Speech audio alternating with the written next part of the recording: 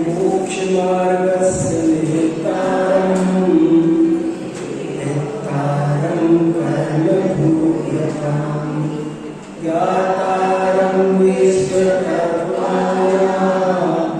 वन्दे तत्पुण्यत्तये वन्दे तत्पुण्यत्तये।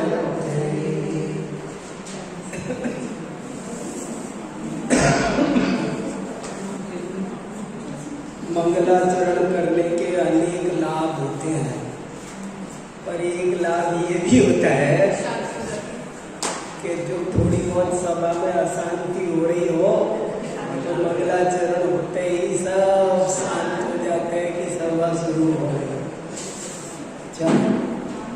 आज का हमारा विषय बहुत ही महत्वपूर्ण, बहुत ही इंटरेस्टिंग भी, इम्पोर्टेंट भी और इंटरेस्टिंग भी, बड़ा अच्छा विषय है।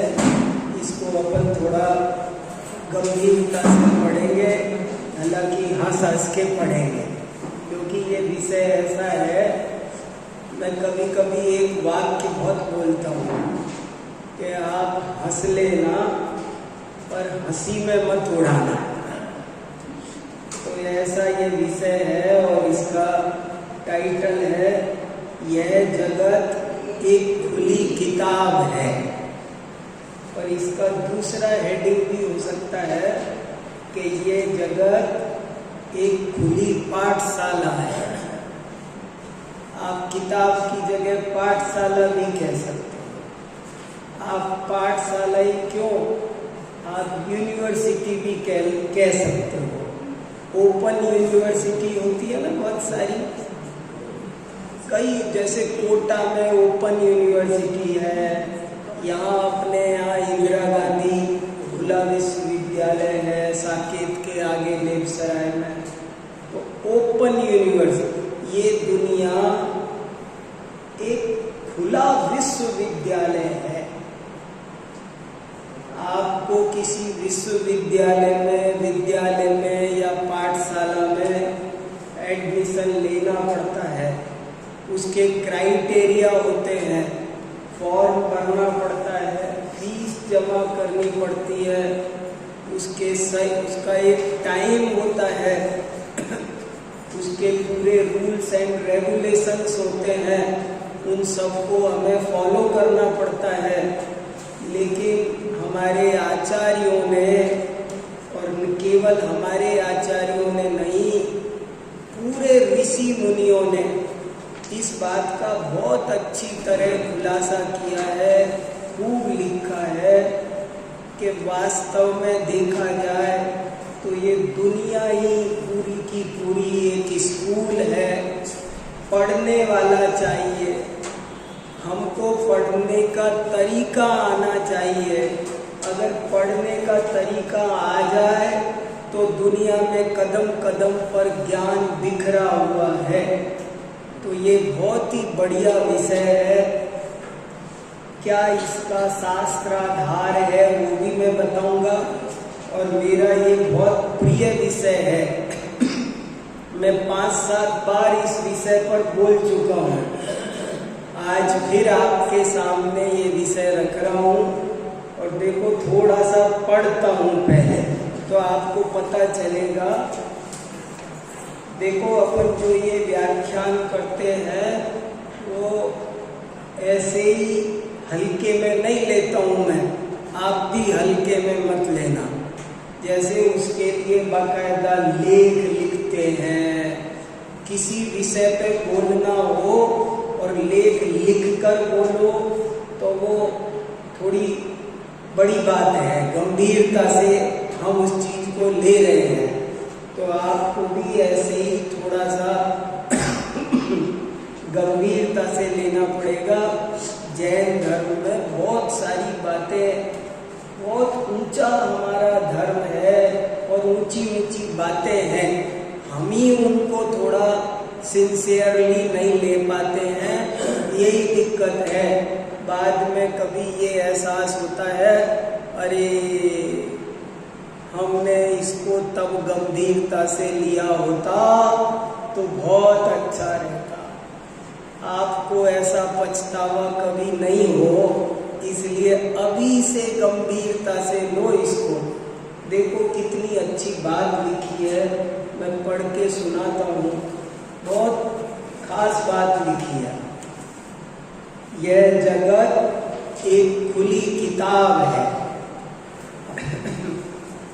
अध्यापक पाठशाला और पुस्तकों से तो सभी शिक्षा ग्रहण करते हैं, परंतु ज्ञानी पुरुष तो जगत की सर्व वस्तुओं से सदा शिक्षा ग्रहण करते हैं।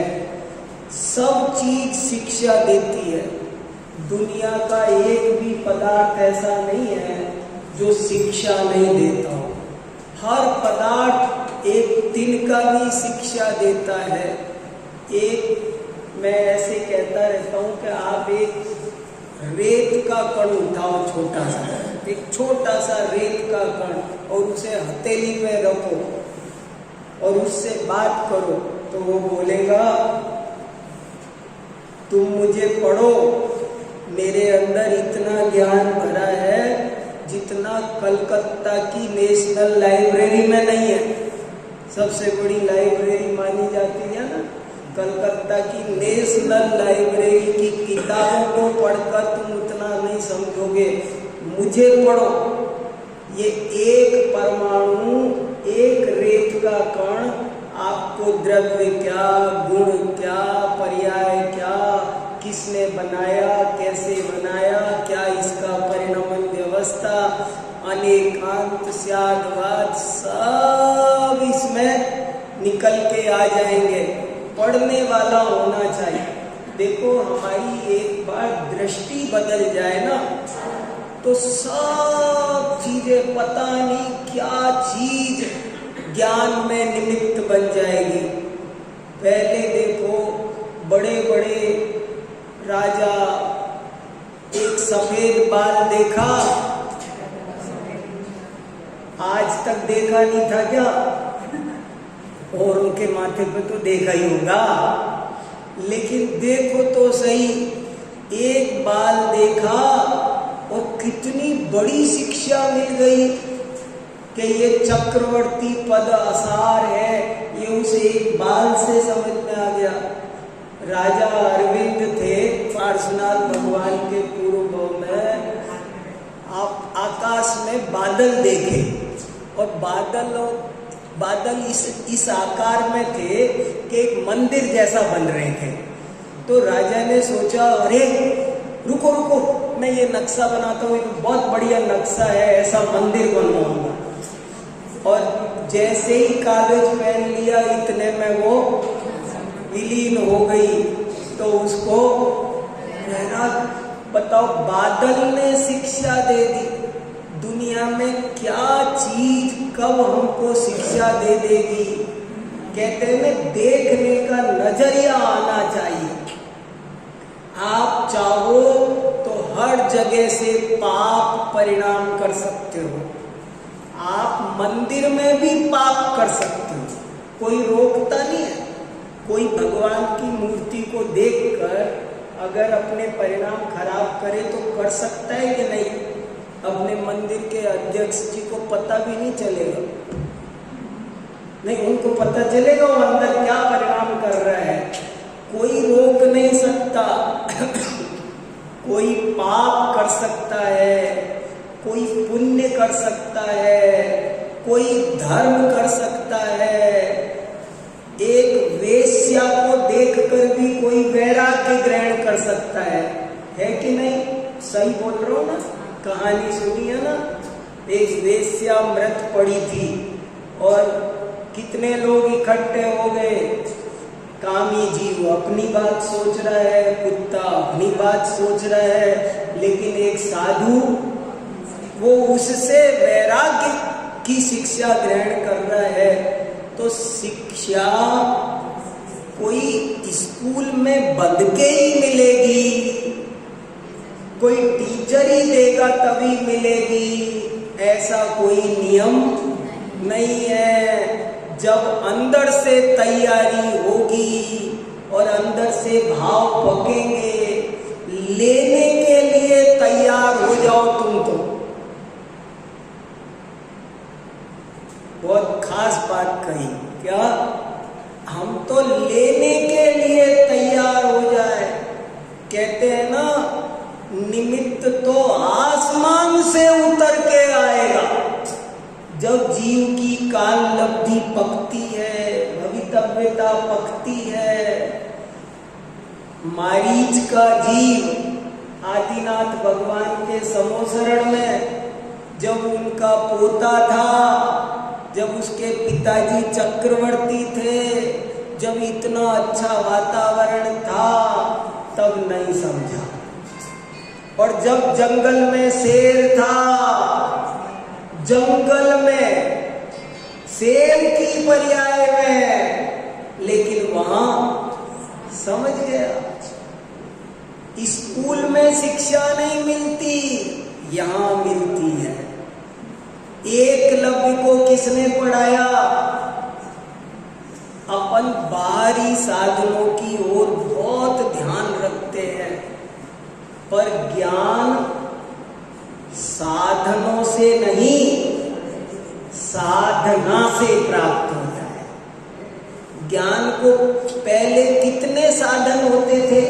आज जैसे स्मार्ट क्लासरूम होते थे, बढ़िया बढ़िया, कैसे एसी स्कूल बने हुए हैं। आज कितने स्कूल है, बड़े, एक से बढ़कर एक, मगर और एक से बढ़कर एक उनके क्लासरूम, दुनिया भर की सुविधाएं। लेकिन फिर भी पुराने पाणिनि, पतंजलि, जैनेन्द्र व्याकरण के कर्ता तो आज मिलते, वैसे बुद्धिमान आज क्यों नहीं पैदा हुए? और पहले साधन नहीं थे, फिर भी पैदा होते थे। पहले कितने बड़े बड़े कवि थे, बताओ उनको कौन? समंत भद्राचार्य किस स्कूल में पढ़ने गए थे? कुंदाचार्य, उमा स्वामी, सब अपने घर में पढ़े थे। आपको पता है, पहले मंदिरों में पढ़ाई होती थी, सारी पढ़ाई मंदिर में होती थी। अभी हमने वसंत कुंज में एक बच्चों की पाठशाला शुरू की है। 18 बच्चे आते हैं, हर इतवार को पाठशाला चलती है।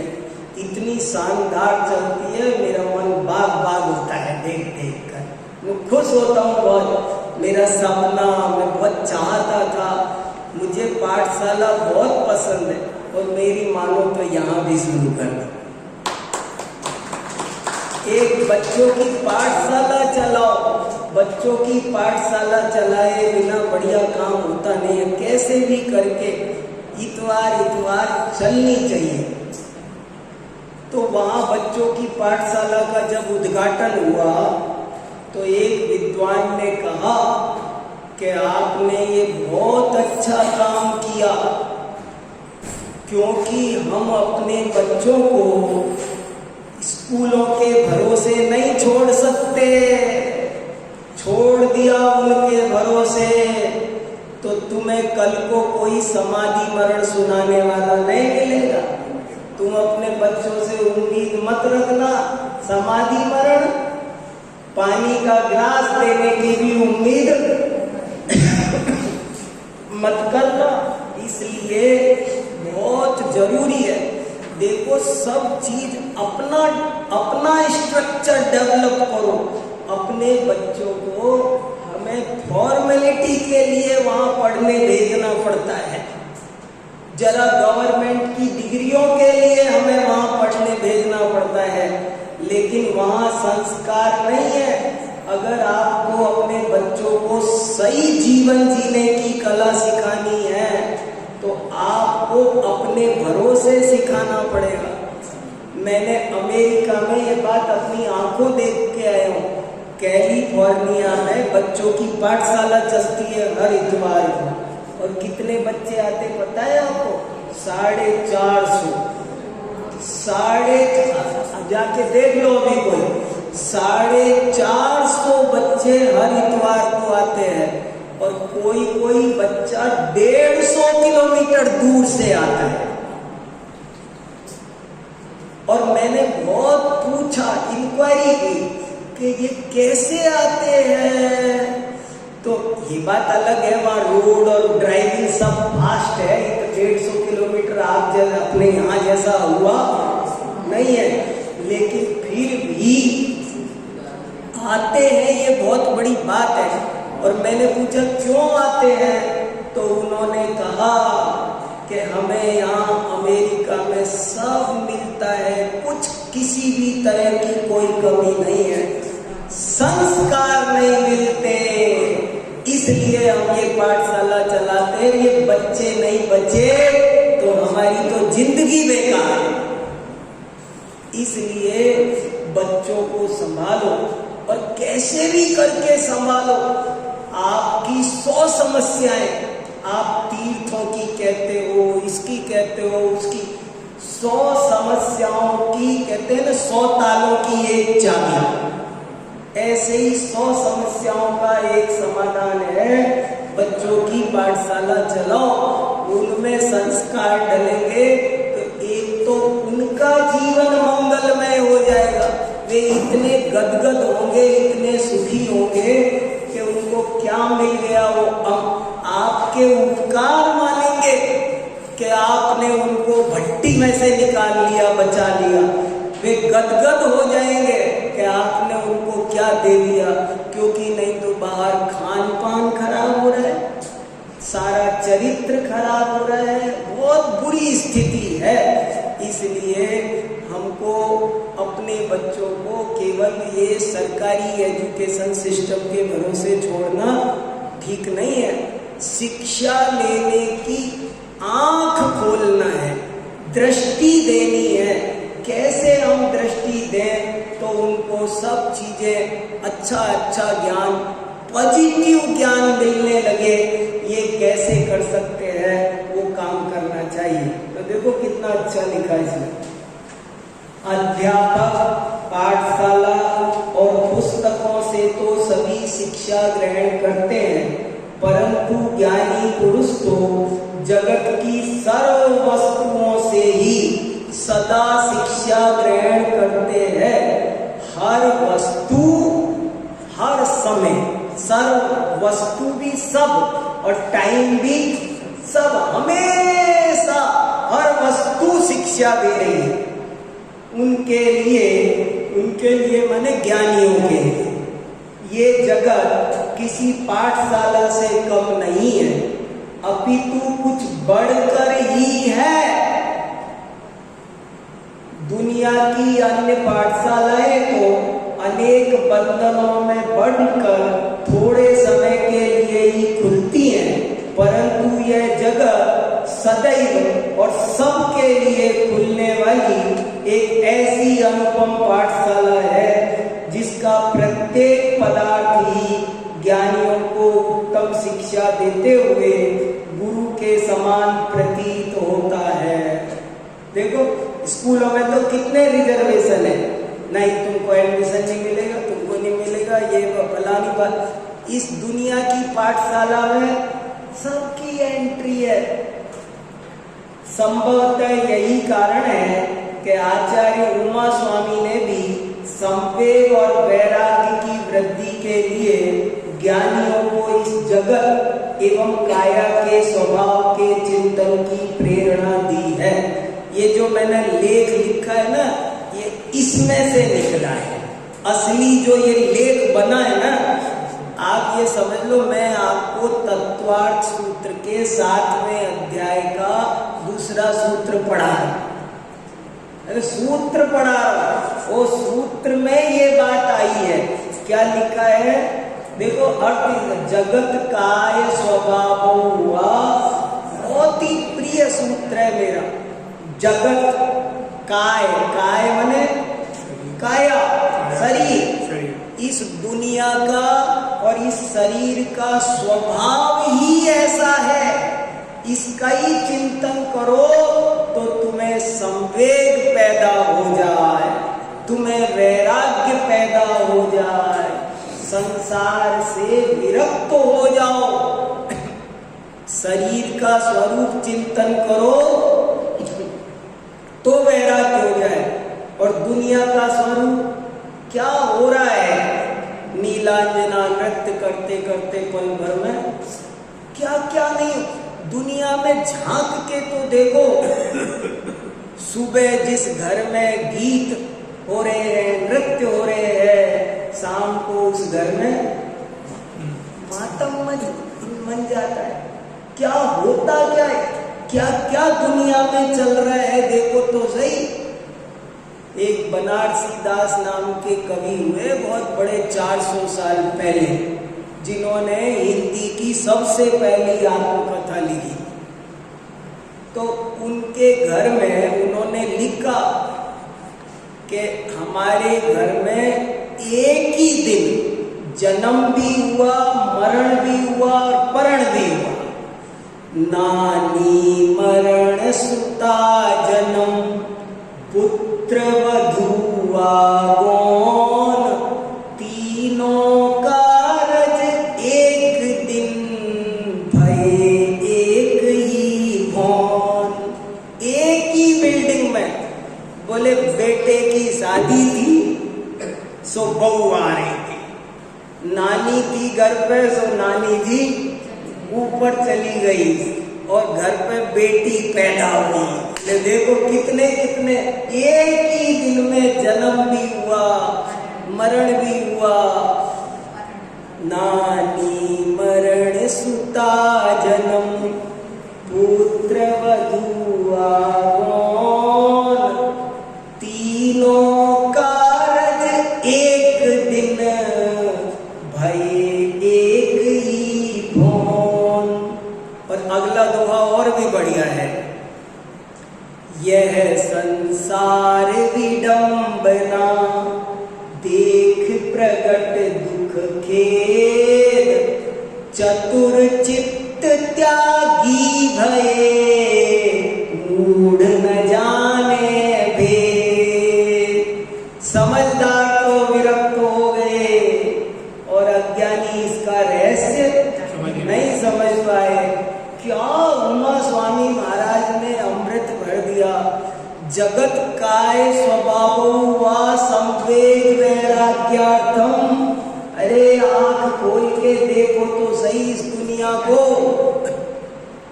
देखोगे तो तुम्हें विरक्ति क्या क्या चलता है। कहीं भी देख लो, मैं कितनी घटनाएं सुनाऊं। बड़े बड़े राजा भर्तृहरि ने लिखा है कि देखो जिसे मैं बहुत प्यार करता हूं वो किसी और को प्यार करती है, और वो जिसको प्यार करती है वो उसको नहीं करता, वो किसी और को प्यार करता है। अमरबल की कहानी है ना। याम चिंतयामि सततम मयि सा विरक्ता, साप्यन्यमिच्छति जलम स जलोन्यसक्ता।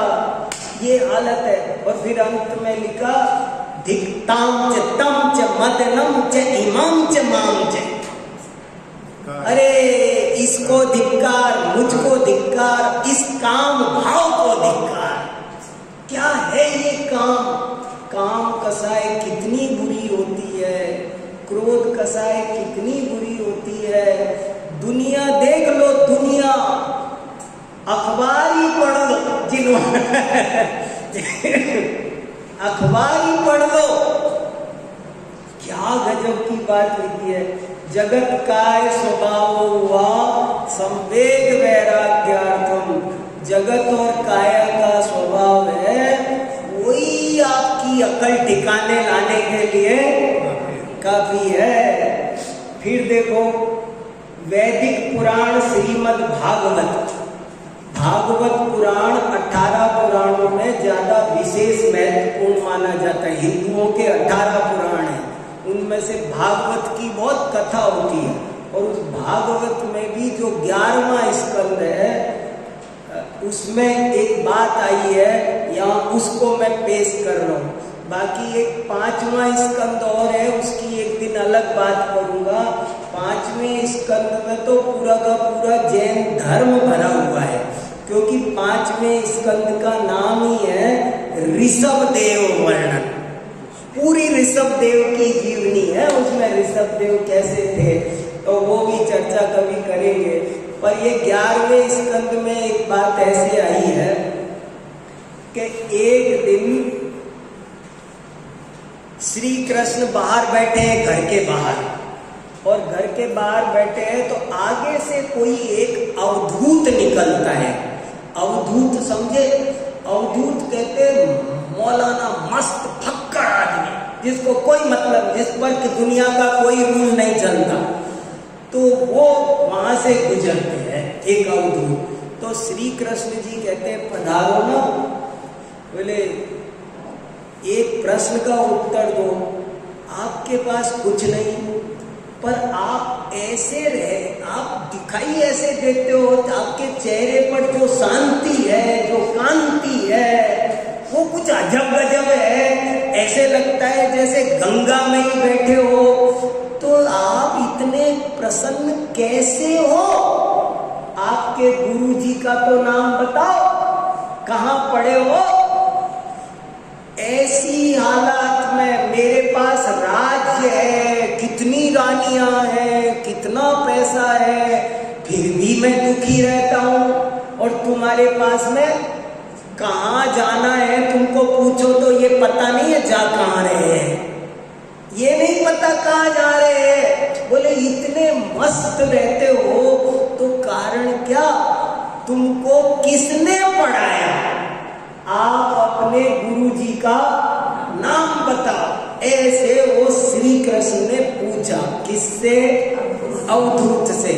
तब अवधूत ने उत्तर दिया, और वो 20 पेजों में है, पर मैंने 20 लाइन में लिखा है क्योंकि मैं 20 पेज लिखता तो आप भी शायद सब जने तो नहीं पढ़ते, कोई कोई पढ़ लेगा। तो 20 बोले क्या? उसने क्या उत्तर दिया? उससे पूछा तुम्हारे गुरुजी का नाम बताओ, किसके शिष्य हो? तो उसने उत्तर दिया मेरे 24 गुरुजी हैं। जैसे 24 तीर्थंकर होते हैं ना, उसने 24 की संख्या क्यों दी होगी? वो कितने भी बोल सकता था, लेकिन उसने 24 की संख्या इसलिए दी होगी कि तुम 24 तीर्थंकर से ही बंधे हो। तो बोले मेरे 24 गुरुजी हैं। और जरा गुरुजी के नाम तो सुनो। पहले गुरुजी का नाम पृथ्वी, दूसरे गुरुजी का नाम वायु। देखो ये गुरुजी के नाम है। बोले पृथ्वी गुरुजी? बोले हाँ, ये धरती मुझे बहुत शिक्षा देती है। क्या शिक्षा देती है धरती? धरती शिक्षा देती है कि काट कूट खोद खाद धरती से है, काट कूट बन राय, कुटिल वचन साधु से है, और से सहा न जाए। सहिष्णुता की ताकत, सहिष्णुता, तुम सब कुछ सह जाओ, कोई कुछ भी बोले झोली फैला के स्वागत कर लो, मुस्कुराते हुए, कभी मन एक सेकंड को खराब ना हो। ये शिक्षा कौन दे रहा है? बताओ, हंस रहे हो सब लोग? होता नहीं ना, इसलिए हंस रहे हो। मैं भी हंस रहा हूं, आप पे नहीं, अपने पे। हम क्यों नहीं, हमें क्यों नहीं सहन होता है? ये भगवान कितना 24 तीर्थंकर को आप इनको पारसनाथ भगवान को बोल के देखो, कितना भी बोलो, कुछ भी बोलो, इनके परिणामों में कोई खराबी आएगी? यदि इनके में नहीं आती है तो हम इनके भक्त हैं, याद रखना, भूलना नहीं कभी भी। ये कहना मामूली बात है कि मेरे मन मंदिर में आन पधारो पार्श्वनाथ भगवान। कहते हैं, बिठाते तो है नहीं, बिठाओ तो फिर हमारा आचरण भी वैसा होना चाहिए ना। बताओ, पहले गुरुजी पृथ्वी, दूसरे गुरुजी वायु। वायु क्या शिक्षा दे रही है कि कहीं भी जाओ किसी से चिपकना नहीं। हवा की तरह, झोंके की तरह गुजर जाना। जहां जाओ पीछे से वो बढ़िया जगह थी, वो बढ़िया क्या होता है, कुछ बढ़िया बढ़िया नहीं होता। वायु निसंग है जो वायु सम निर्लेप है आकाश से, निज आत्म में विहरते जीवन न पर की आस में। ऐसे मुनि महाराज होते हैं वायु की तरह। देखो अब मैं एक एक पे ही बात करूं तो कितनी बात हो सकती है। अब टॉपिक देख रहे हो, आप ही खुद प्रवचन कर सकते हो अब इस पर। पृथ्वी शिक्षा दे रही है कि नहीं, आप बताओ मुझे। वायु हमको शिक्षा देती है कि नहीं देती है, बताओ। आकाश हमको शिक्षा देता है। आकाश के बारे में लिखा है, दहन दहत पर गगन न तदगत, आग जल जाएगी पर उसी जगह पर आकाश होता है, आकाश नहीं जलता। आकाश अजर है, अमर है, आत्मा आकाश जैसा है। एक श्लोक है बहुत अच्छा, महाराज जी सुनाते थे, बाहुबली पंडित जी भी सुनाते थे। उसमें लिखा है आत्मा आकाश के समान है, आत्मा वायु के समान है। योग सार में भी लिखा है। देखो जल भी शिक्षा देता है। अब सब पढ़ लेना, मैं जल्दी जल्दी कर देता हूँ, घड़ी दिख रही है मुझे। अग्नि वो भी शिक्षा देती है, चंद्रमा वो भी शिक्षा देता है, सूर्य, कबूतर शिक्षा देता है। भजन है बहुत अच्छा कबूतर पर, तोते के भाव जैसे कभी तिर ही जाएंगे, कबूतर के भाव जैसे कभी तिर ना पाएंगे। क्या फर्क है तोते में और कबूतर में, कि तोते को आप साल भर तक सोने के पिंजरे में रखो और बढ़िया अनार के दाने खिलाओ, उसको पसंद की चीज खिलाओ दो, और सारे दिन उसी में लगे रहो, खेलते रहो, मिट्टू मिट्टू मिट्टू प्यार से बोलते रहो साल भर। और 1 मिनट के लिए पिंजरे का दरवाजा गलती से खुला रहा, वो उड़ जाएगा, तुम्हें याद भी करने वाला, तुम भले रोना मगर वो नहीं। और कबूतर को एक दिन दाना डाला छज्जे पर, वो अब रोज आएगा, भगाओगे तब भी। कबूतर आसक्ति का प्रतीक है, तोता अनासक्ति का प्रतीक है। क्या गजब गजब की बातें हैं। अजगर वो भी शिक्षा देता है, समुद्र शिक्षा देता है। पतंग माने पतंग नहीं, पतंगा, ये बिजली के कीड़े, पतंगे। मधुमक्खी शिक्षा देती है, कैसे संचय करती है, बाप रे बाप, कितनी मेहनत करती है। बहुत छोटा सा जीव भाग के जाती है फूल पर, एक छोटी सी नन्ही सी बूंद लेके आती है, खाती नहीं, भूख लग रही है, खाती नहीं, लाती है, जोड़ती है, इकट्ठा करती है और फिर सारी की सारी जल जाती है। कोई जला देता है, छीन ले। क्या देखो संचय कितना बुरा होता है। कभी संचय मत करो, पूत कपूत तो क्यों धन संचय, और पूत कपूत पूत सपूत तो क्यों धन संचय। क्या लगे पड़े संचय के पीछे। बहुत बढ़िया बढ़िया चीजें हैं। हाथी शिक्षा देता है, हिरण शिक्षा देता है, नीम मन मछली शिक्षा देती है, वेश्या शिक्षा देती है, कुरर पक्षी शिक्षा देता है, बालक शिक्षा देता है। देखो बच्चे, छोटे छोटे बच्चे भी शिक्षा देते हैं। छोटे बच्चे कैसे होते हैं, निर्विकार से। कोई कुछ झगड़ा हो गया 2 मिनट में मिल जाते हैं, और हम झगड़ा एक बार हो गया ना बस अब गई हमेशा के लिए। बच्चे भगवान को मुनि महाराज को उपमा दी है, बच्चे जैसे बच्चे की चड्डी खुल जाए तो उसे कोई शर्म नहीं आती, और हमें बालक कुमारी का कंकण, कुमारी के कंकण की भी कहानी आती है। राजा नमी थे, उनको दाह ज्वर हो गया था, और दाह ज्वर में बताया कि इसके चंदन का लेप लगाओ, तो उसके 32 रानियां सब चंदन घिसने में लग गई, और जब चंदन घिसती थी तो सारी चूड़ियों की आवाज होती थी खन खन खन खन, तो उसको सिर में दर्द, तो राजा चिल्ला के बोलता, अरे शोर मत करो, चुप हो जाओ सबकी सब, मुझे डिस्टर्ब हो रहा है, मेरे माथे में दर्द हो रहा है। तो सब रुक जाती तो कहता अरे क्या हुआ, चंदन नहीं घिस रही हो क्या, मुझे जलन मच रही है, जल्दी लाओ घिस के।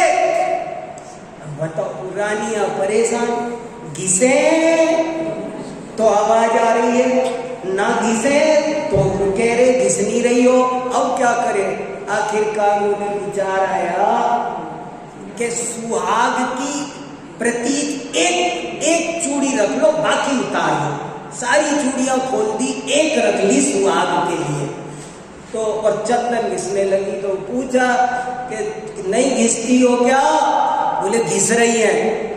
तो घिस रही हो तो आवाज क्यों नहीं आ रही, बोले हमने एक चूड़ी रखी है, एक से आवाज नहीं होती, ज्यादा हो तो आवाज होती है, 2 में आवाज है, 2 से 1 से ज्यादा में झगड़ा ही झगड़ा है, आवाज ही आवाज है, 1 में नहीं है।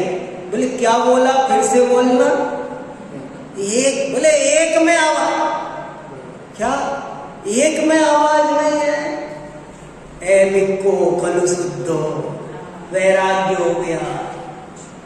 जरा सी बात वैराग्य दे देती है, 1-2 में डिस्टरबेंस है, और दुनिया दो मर रही है, 2 के 4 के 6 क्या आपको नहीं कह रहा मैं, मुझको कह रहा हूं, अपने आप को अपने पे मत लेना। कुमारी कंकण बाण सर्प, देखो सांप भी शिक्षा देता है, मकड़ी भृंगी की। इसके अतिरिक्त अब इसी पे बात करें तो बहुत लंबी हो जाएगी, पर आगे बढ़ते हैं। इसके अतिरिक्त शास्त्रों में यत्र तत्र कथन आते हैं कि हम जगत की अन्य वस्तुओं से भी ज्ञान वैराग्य की सुखद शिक्षा ग्रहण कर सकते हैं। देखो तराजू भी शिक्षा देती है आत्मानुसार। अब आपको 2, 4, 5 उदाहरण दूसरे भी दिए। आत्मानुशासन का श्लोक है 154 नंबर का, उसमें लिखा कि देखो ये तराजू के 2 पलड़े क्या शिक्षा दे रहे हैं कि जो संचय करेगा उसका पतन होगा, और जो त्याग करेगा वो ऊपर उठेगा। समझ में आई बात, समझ में आई। तराजू के 2 पलड़े बराबर है। अब जिस पलड़े में सामान भरा होगा वो नीचे होगा, और जो सामान को छोड़ेगा तो बोले ग्रहण करोगे तो पतित होगे, और त्याग करोगे तो ऊपर उठोगे। ये शिक्षा कौन दे रहा है? तराजू। याचक माने भिखारी शिक्षा देता है। समझ में आया? भिखारी भी शिक्षा दे सकता है, वो भी टीचर है, यूनिवर्सिटी का प्रोफेसर ही नहीं शिक्षक है, वो भिखारी भी शिक्षक है। कैसे शिक्षक है कि देखो क्या लिखा, क्या शिक्षा देता है। याचका नैव याचन्ते बोधयन्ति ग्रहे ग्रहे दीयतां लोके स्वदानात् फलमिद्रसम्। कि वो जो भिखारी आया है ना दरवाजे पे, वो कुछ मांगने नहीं आया, बल्कि आपको ज्ञान देने आया है। कि देखो इधर, देखो इधर मेरी तरफ, मुझे भी पहले तुम्हारी जैसी संपदा मिली थी, मैंने दिया नहीं, मैंने किसी को दिया नहीं, सो मेरी ये हालत हुई। अब तुम सोच लो। देखो क्या टेकचंद जी ने भी लिखा है, यह बहुत अच्छा हिंदी का दुआ है, संस्कृत का याद ना हो तो ये थोड़े थोड़े याद करो इन चीजों को, बहुत आनंद आएगा। याचक नाही मांगते, कितना बढ़िया है। महाराज जी को सुनाता था तो ऐसे करते थे, आनंद आता था, कहते थे दोबारा और सुनाओ, ऐसे कहते थे दोबारा सुनाओ। आपकी जो लय और आवाज है ना, वो सुनना अच्छा लगता है। क्या देखो तो सही क्या लिखा है, मुझे तो संस्कृत में भी आनंद आ रहा है। याचका नैव याचन्ते बोधयन्ति ग्रहे ग्रहे दीयतां दीयतां लोके स्वदानात् फलमीद्रसम्। और हिंदी का तो आप सब याद करो। याचक नाही मांगते, घर घर देते ज्ञान, देव देव हे सतपुरुष, नहीं दिया मुझे जान। देख लो नहीं देने वालों की हालत, नहीं देने वालों की हालत देख लो। देव पुण्य के उदय से प्राप्त हुई लक्ष्मी को लगाओ कहीं। एक और बहुत प्यारा दोहा है, पानी बढ़ा नाव में, घर में बढ़ा दाम, दोनों हाथ उलीचिए, यही सयाना काम। नहीं समझ में आया? समझाता हूँ, बहुत अच्छा दुआ है। पानी बढ़ा नाव में, घर में बढ़ा दाम, दोनों हाथ उलीचिए, यही सयाना काम। पानी जैसे नाव में पानी बढ़ जाए, आप कल्पना करो आप नाव में जा रहे हो और नाव में पानी आ जाए और बढ़ता जा रहा है, बढ़ता जा रहा है, पानी का लेवल बढ़ता जा रहा है, तो आप खुश होगे? खुश होगे कि चिंतित होगे, दुखी होगे? खुश हो। नाव में पानी बढ़े तो खुश होते हैं या चिंतित होते हैं, दुखी होते हैं? बस ये होना चाहिए। घर में पैसा बढ़े, पिछले साल तक 10 लाख था, इस बार 15 हो गया, हाँ खुश हो रहा है, खुश हो रहा है, डूबने की तैयारी। हाँ वो तो परिग्रह समझ में आ रहा है। पानी बढ़ा नाव में, घर में बढ़ा दाम, दोनों हाथ उलीचिए, यही सयाना काम। चतुराई का काम ये है कि इसे उलीच दो, नहीं तो ये डुबाएगा। कहीं कहीं कुछ परोपकार का काम करो। आपसे कहा ना एक धर्मशाला खोलो, एक भोजनालय होना चाहिए यहाँ। अन्नदान से बढ़िया कोई काम नहीं। एक देखो कितने लोग यहाँ इलाज करने आते, पढ़ने आते, पर है ना ये लोगों को है ना, बहुत लोग बाहर से आते हैं और आंखों में पानी आ जाता है मेरे, मैं आपको बता रहा हूँ, आपको भी आता होगा। उनको कोई दिक्कत नहीं है, मगर वो शुद्ध खाते हैं, रात को नहीं खाते हैं। बाजार में नहीं मिलता है। सब जगह जैसे भोजनशाला चलती है, ऐसे मैं सोचता हमारे ग्रीन पार्क में 900 घर है और कोई कमी नहीं है। एक छोटी सी भोजनशाला जरूर चलनी चाहिए। कोई पैसे की दिक्कत हो तो मुझे भी बताओ, और कोई दिक्कत नहीं है, मगर इस पैसे को लगा दो। पानी बढ़ाना उन्हें घर में बढ़ा दाम, दोनों हाथ लीजिए यही सयाना काम। एक पाठशाला चला दो बच्चों की, चिंता मत करो, बच्चों को नाश्ता दो, गिफ्ट दो। शुरू में उन्हें आकर्षण देना पड़ता है, तब वो आते हैं।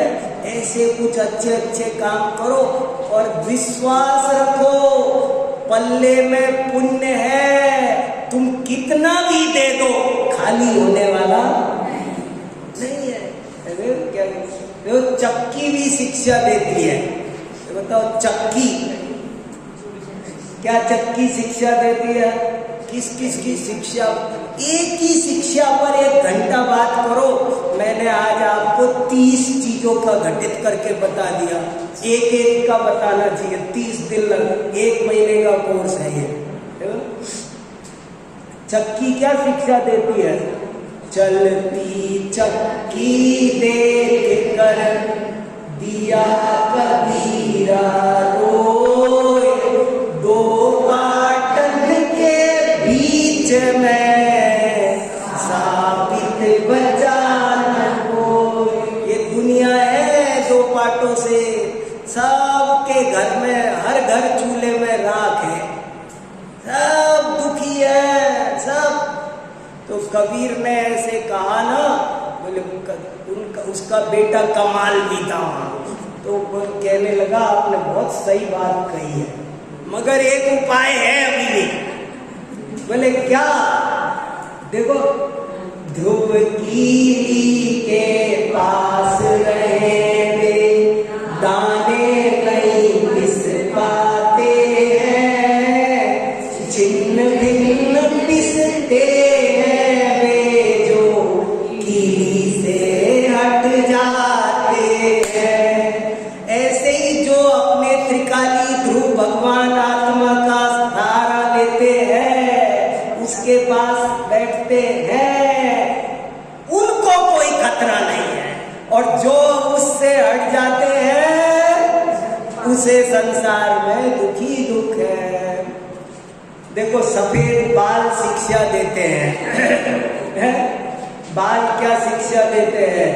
मुक्ति श्रिय प्रणय वीक्षण जाल मार्गा, पुंसां चतुर्थ पुरुषार्थ तरु प्रलोहा, निःश्रेयसां नटरसागमनाग्रभूता, शुक्ला कचाननुतपश्चरणोपदेशा। यशस तिलक चंपू बहुत यूनिवर्सिटी में कोर्स में लगा है ये। बोले ये सफेद बाल, देखो ये तपस्चरण का, संयम और तप का उपदेश देने आए हैं। पर हमारे तो बाल सफेद हो जाते हैं तो हम क्या करते हैं? पोत लो। अरे क्यों किसको धोखा दे रहे हो?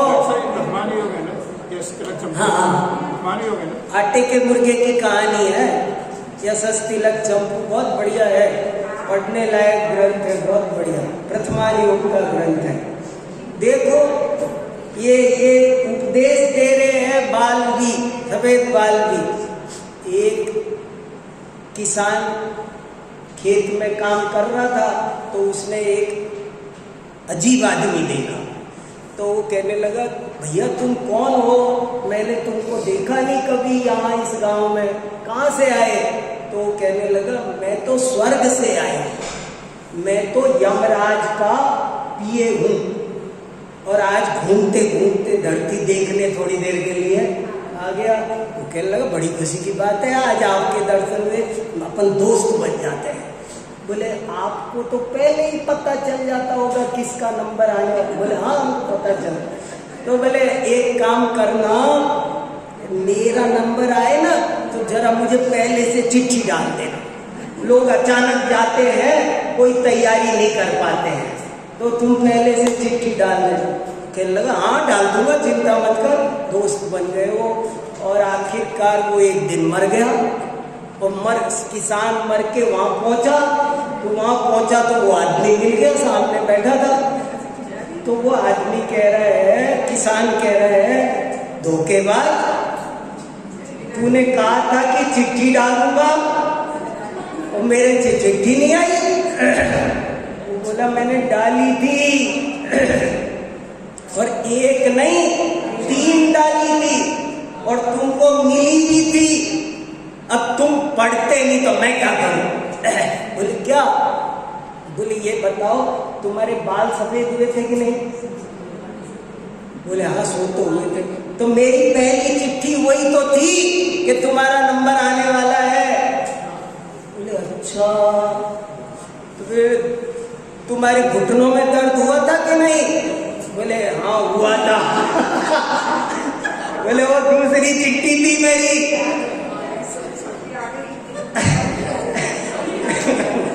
बोले आई साइट भी हुई थी कि नहीं? आंखें? बोले हाँ। बोले मेरी तीसरी चिट्ठी सुनना दिखना कम हुआ था? हाँ हुआ था। बोले मेरी तीसरी चिट्ठी वही थी, तुम पढ़ते नहीं। अब सोच लो अपने पास कितनी आ गई, किसके पास।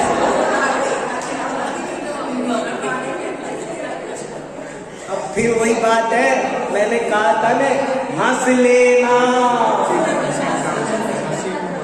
ये बात हंस लेना, मगर हंसी में मत उड़ा देना। सोचोगे तो सीरियस हो जाओगे। देखो गधा भी शिक्षा देता है। देखो तो सही, ज्ञानियों को तो गधे से भी बहुत शिक्षा मिलती है। अविश्रामं वैद्वारं शीतोष्णं च नवीनवी ससंतोषस्तथा नित्यं त्रीणि शिक्षेत गर्धवात्। चाणक्य का श्लोक है ये। चाणक्य भी जैन थे, पता है कि नहीं सबको? किसी के कहने से मत बहका करो, अपना।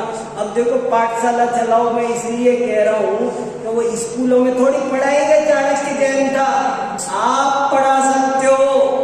हमारे जैन धर्म में कितने बड़े बड़े लोग हुए हैं, लेकिन हमारे बच्चों को, हमारी नई पीढ़ी को पता नहीं है। देखो गधा क्या शिक्षा दे रहा है। गधे में 3 क्वालिटी है। नंबर 1, थकता नहीं, सुबह से शाम तक काम करवा। दूसरी, उसको सर्दी गर्मी नहीं लगती। वो नहीं कहता एसी खोलना जरा, उसको सर्दी गर्मी नहीं लगती है। और रूखी सूखी जो मिल जाती है घास, तो खा के संतुष्ट रहता है। ये 3 गुण उसको सीखो। बोले ये शिक्षा गधे से मिल रही है। पनघट से शिक्षा मिलती है। क्या? करत करत अभ्यास के जड़मती होत सुजान, रस लियावत जाते सिल पर परत निशान। पनघट से शिक्षा मिलती है। एक गोपदेव नाम के वैयाकरण हुए बहुत बड़े। गोपदेव नाम सुना है? गोपदेव बहुत बड़े वैयाकरण है संस्कृत के। तो वो गुरुकुल में पढ़ते थे, तो उनको कुछ याद ही नहीं होता था। बहुत मंदबुद्धि थे। सारे बच्चे याद करने पर उनको याद नहीं होता था। गुरुजी डांटते थे पर भी नहीं याद होता था। एक दिन गुरुजी आंख में आंसू लाके दुखी होके कहने लगे, रे गोपदेव, तूने तो मेरी नाक में दम कर रखा है, तू चला जा गुरुकुल छोड़ के, मैं तुझे नहीं पढ़ा सकता। गोपदेव भी आज दुखी हो गया कि मेरी वजह से गुरुजी को इतना दुख, क्या फायदा यहाँ रहने का, मैं चला जाता हूँ। और घर भी किस मुंह से जाऊं, मैं तो कुएं में जाके मर जाता हूं। और वो कुएं पे गया किस लिए? मरने के लिए। और कुएं पे जाके बैठा तो उसने देखा कि रस्सी चल रही है और पत्थर घिस रहा है। तो गोपदेव सोचता है पत्थर से रस्सी कटते तो बहुत देखी थी, रस्सी से पत्थर कट रहा है, और जब रस्सी से पत्थर कट सकता है तो गोपदेव भी पढ़ सकता है। और वापस गया गुरुजी के पास और गुरुजी के पैरों में सिर रख दिया। गुरुजी एक चांस दे दो बस, आज के बाद आपको दुखी नहीं करूंगा और मैं पढ़ूंगा गुरुजी, मैं पढ़ूंगा। गुरुजी समझ गए कि आज दिल से आवाज आ गई है और गोपदेव इतना बड़ा संसार का बहुत बड़ा वैयाकरण बना। अभ्यास से क्या नहीं हो सकता, practice makes a man perfect. Practice करो। चींटी शिक्षा दे दी है, देखो चींटी भी क्या उनमें सामाजिकता होती है, कितना संगठन होता है। समाज में सबसे जरूरी चीज है प्रेम और संगठन, एकता हो। हमारी जैन समाज संख्या में कम है, लेकिन यदि संगठन हो जाए जबरदस्त, आप सोचो हम इतनी जनसंख्या रहे, हमारी ज्यादा न रहे, लेकिन सब ऐसे रहे तो कोई कुछ कर सकता है। महाराज जी कहते थे मधुमक्खी के पास तोप नहीं है, तलवार नहीं है, मगर सब उससे डरते हैं क्योंकि उसमें संगठन है। हम में संगठन नहीं है, तो ये संगठन होना चाहिए। तो ऐसे ऐसे बहुत सारी बातें हो गई। आखिरी पैरा पढ़ देता हूँ बस। इसी प्रकार और भी अनेकानेक उदाहरण यहाँ प्रस्तुत किए जा सकते हैं जिनका उल्लेख शास्त्रों में उपलब्ध होता है, परंतु विस्तार भय के कारण उन्हें यहाँ लिखना संभव नहीं है। सबका तात्पर्य मात्र इतना है कि ये जगत ज्ञान वैराग्य की शिक्षा देने वाली एक अद्भुत पाठशाला है और हमें इसे पढ़कर उत्तम शिक्षा ग्रहण करनी चाहिए, जैसा कि असंख्य ज्ञानी कर चुके हैं और आगे भी भविष्य में करते रहेंगे। दुनिया की पाठशालाएं तो अनेकानेक नियम उपनियमों में बंधकर सीमित समय में ही खुलती हैं, उनमें सबको प्रवेश भी नहीं मिलता, किंतु यह जगत एक ऐसा खुला विश्वविद्यालय है जहां सब सदा निःशुल्क सर्वोच्च शिक्षा प्राप्त कर सकते हैं, किसी प्रकार की कोई बाधा नहीं है। चलो जिनवाणी स्तुति करो। आनंद आया कुछ?